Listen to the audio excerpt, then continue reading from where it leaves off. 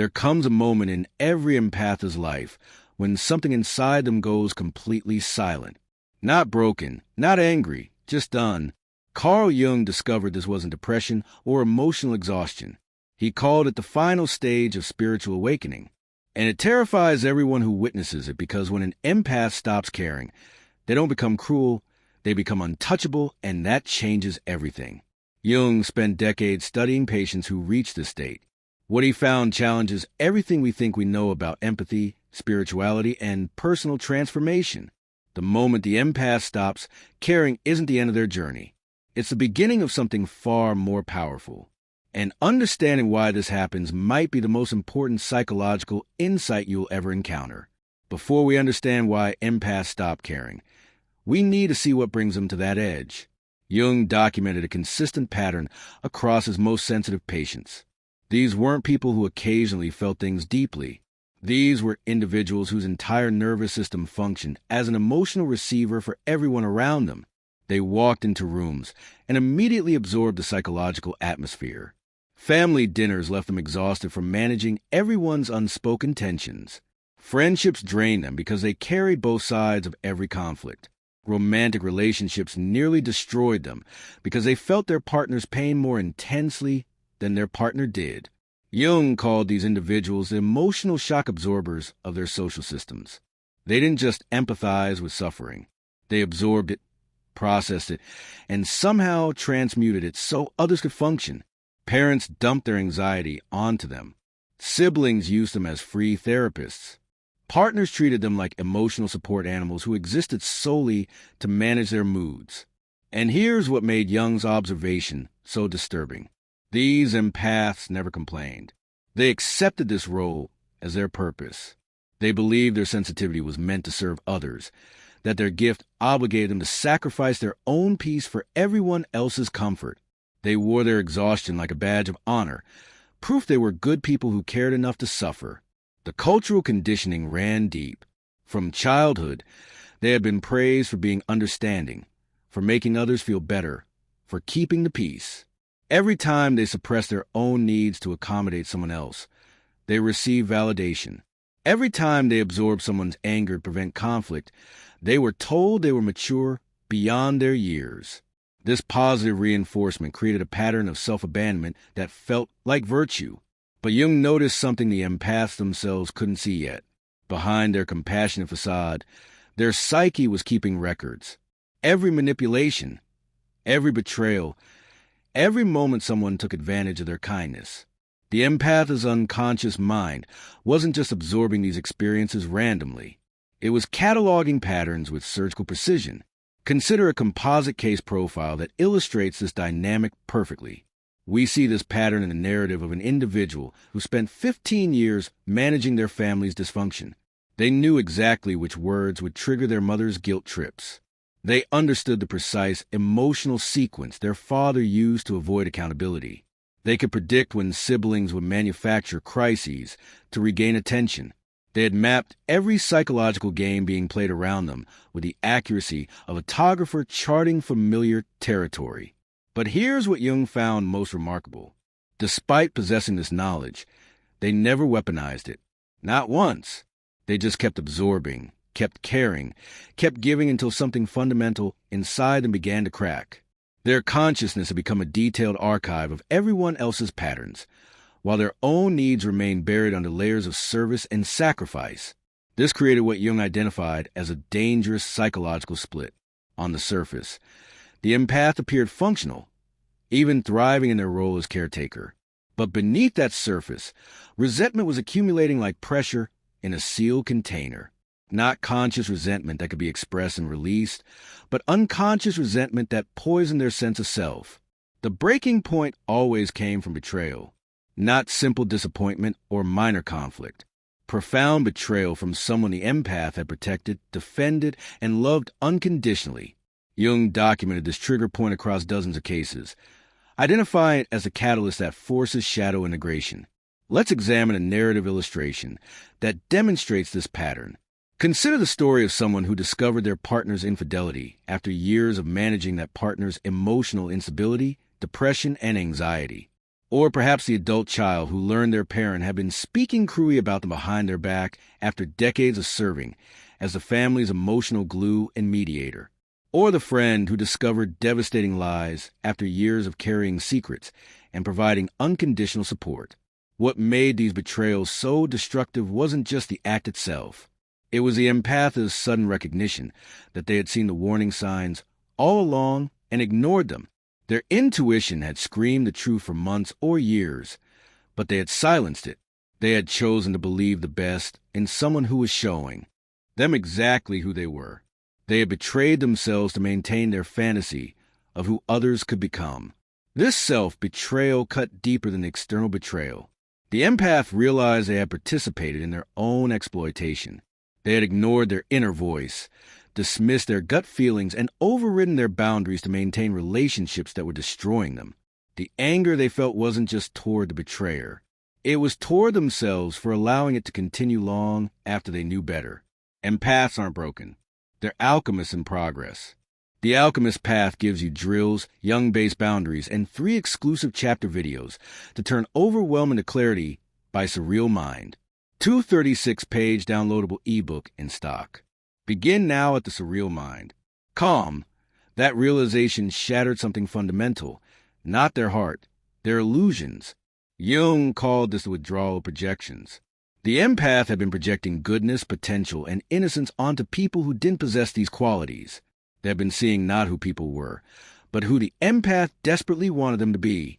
When those projections finally collapsed, the empath didn't cry or rage or fall apart the way everyone expected.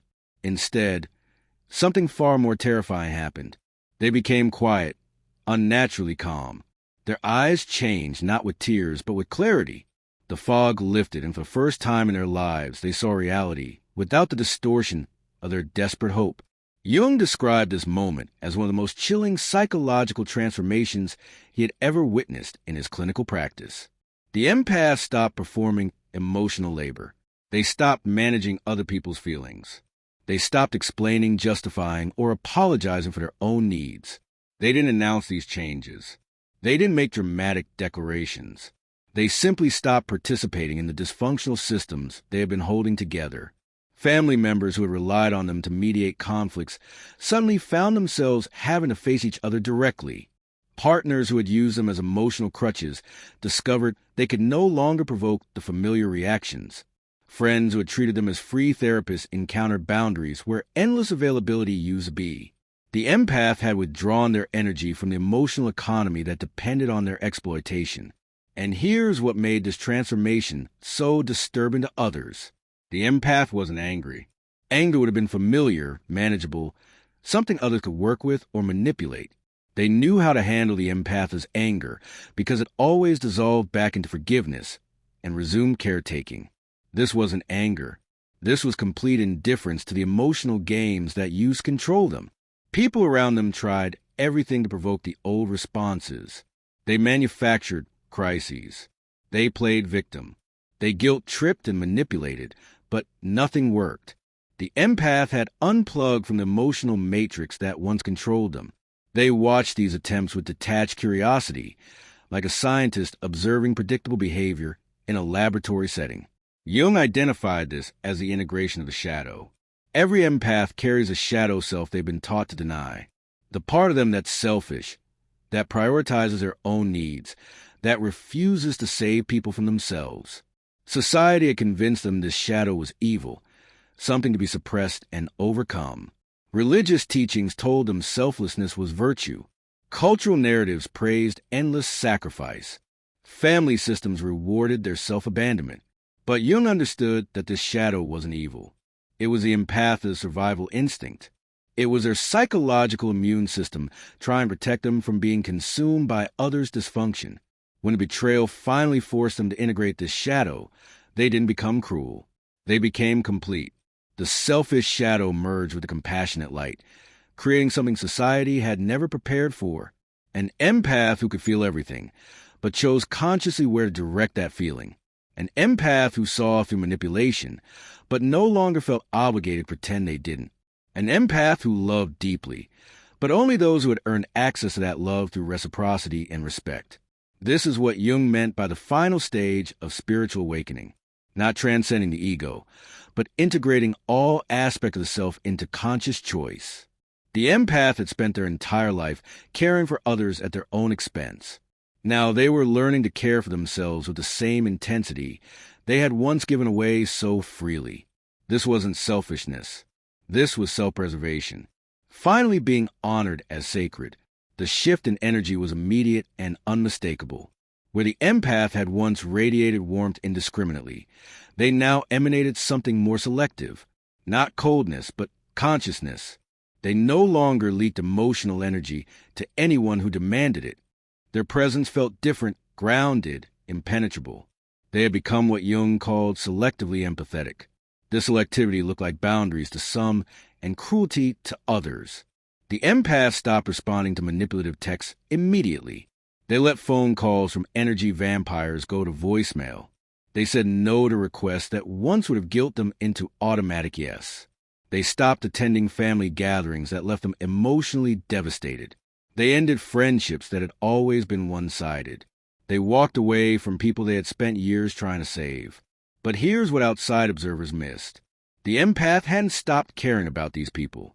They had stopped caring about maintaining relationships that required them to betray themselves. They had stopped caring about being liked by people who had never truly valued them. They had stopped caring about keeping peace in systems built on their silent suffering. The empath finally understood a truth that Jung had tried to teach for decades. You can't love others well until you love yourself first. Not the shallow self-love of narcissism, but the deep self-respect that refuses to participate in your own destruction. This was a foundation that had always been missing from their relationships. In the workplace, this transformation manifested as professional boundaries that shocked colleagues.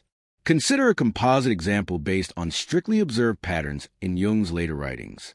We see this dynamic clearly in workplace scenarios where the individual who used to absorb everyone's stress and manage office drama simply stopped. They completed their work excellently but no longer took on others' responsibilities. They attended meetings but no longer smoothed over conflicts that weren't theirs to fix. They remained pleasant but impenetrable to the emotional manipulations that used to derail them.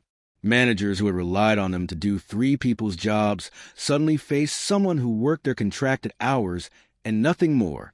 Co-workers who had dumped their problems on them encountered polite redirection to appropriate resources. The office dynamic shifted because the empath had removed themselves from the role of universal emotional dumping ground. Productivity sometimes suffered initially because the system had been designed around their exploitation. In family systems, the changes were even more dramatic. Let's look at a narrative illustration of this pattern. The empath who had always hosted holidays, mediated feuds, and absorbed everyone's dysfunction stopped performing these functions, not with announcements or confrontations. They simply became unavailable for the roles they had been unconsciously assigned since childhood. Parents who had treated them as emotional support discovered boundaries. Siblings who had exploited their generosity encountered limits. Extended family who had taken them for granted faced a version of the empath they didn't recognize. Someone who smiled politely but didn't engage with drama. Someone who loved from a distance rather than drowning in proximity. Someone who said that doesn't work for me without explanation or apology.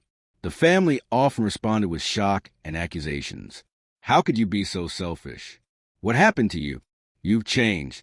And the empath would simply nod because yes, they had changed. They had finally stopped setting themselves on fire to keep others warm. The most profound shift happened in romantic relationships. Empaths who reached this stage either transformed their partnerships completely or ended them without the usual agony. Partners who had relied on the empath's endless forgiveness suddenly face accountability. Behaviors that had been tolerated for years were no longer acceptable. The empath stopped explaining why certain things hurt them. They simply removed themselves from situations that violated their peace. Some partners rose to meet this new version of the empath. They recognized they had been taking advantage of someone extraordinary and chose to become worthy of that person. These relationships evolved into something healthier, more balanced, built on mutual respect rather than one-sided emotional labor. The partnership transformed from parent-child dynamics to two sovereign adults choosing each other. Other partners couldn't adapt. They missed a version of the empath who absorbed their dysfunction, managed their emotions, and asked for nothing in return. When they tried old manipulation tactics and found them ineffective, they often left, searching for a new empath to exploit, and the awakened empath let them go without the usual pain, recognizing the departure as protection rather than loss. Jung observed that this indifference caused panic in the